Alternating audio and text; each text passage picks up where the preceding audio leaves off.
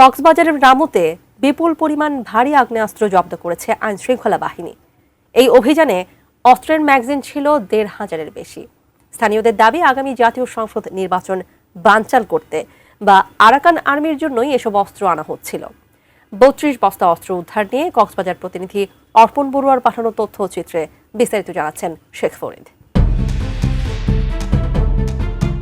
কক্সবাজারের রামুতে পাচারকালে মিয়ানমার ভিত্তিক সন্ত্রাসী সংগঠন আরাকান আর্মির বিপুল পরিমাণ ভারী আগ্নেয়াস্ত্র জব্দ করেছে আইনশৃঙ্খলা বাহিনী।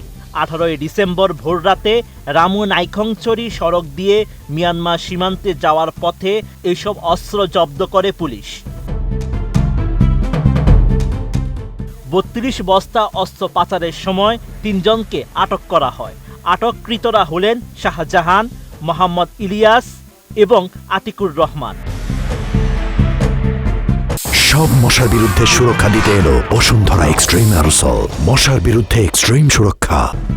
পুলিশ জানায়, মিয়ানমার সীমান্তবর্তী এলাকায় সশস্ত্র সন্ত্রাসী গোষ্ঠীর জন্য আগ্নেয়াস্ত্র পাচার হচ্ছে এমন সংবাদের ভিত্তিতে চেকপোস্ট বসানো হয়।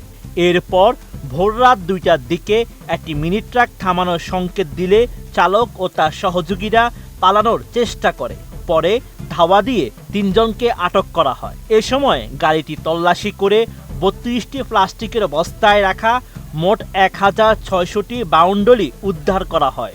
আমরা ৩২ বস্তা যে প্রসেস উদ্ধার করেছি, এগুলো হচ্ছে যে ভারী অস্ত্রের প্রসেস।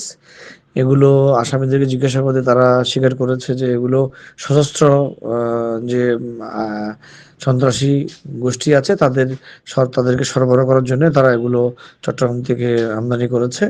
এবং এই মামলায় আমরা ৩ জন আসামিকে গ্রেপ্তার করেছি। তদন্তকালে অন্য কারো সম্পৃক্ততা পাওয়া গেলে আমরা আইনের আওতায় নিয়ে আসবো এবং মামলাটি তদন্তাধীন রয়েছে। তবে স্থানীয়রা বলছেন, কক্সবাজার টার্মিনালের বাইপাস এলাকায় 2 জনকে প্রকাশ্যে গুলি করার ঘটনায় এলাকায় আতঙ্ক বিরাজ করছে। এরই মাঝে পুলিশের অভিযানে ১,৬০০ আগ্নেয়াস্ত্র পাওয়ার ঘটনা আরও শঙ্কিত করে তুলেছে। এসব আগ্নেয়াস্ত্র হয় আরাকান আর্মির জন্য নেওয়া হচ্ছিল, না হয় আগামী জাতীয় সংসদ নির্বাচন বানচাল করতেই আনা হচ্ছিল। Sheikh Farid, ATN news.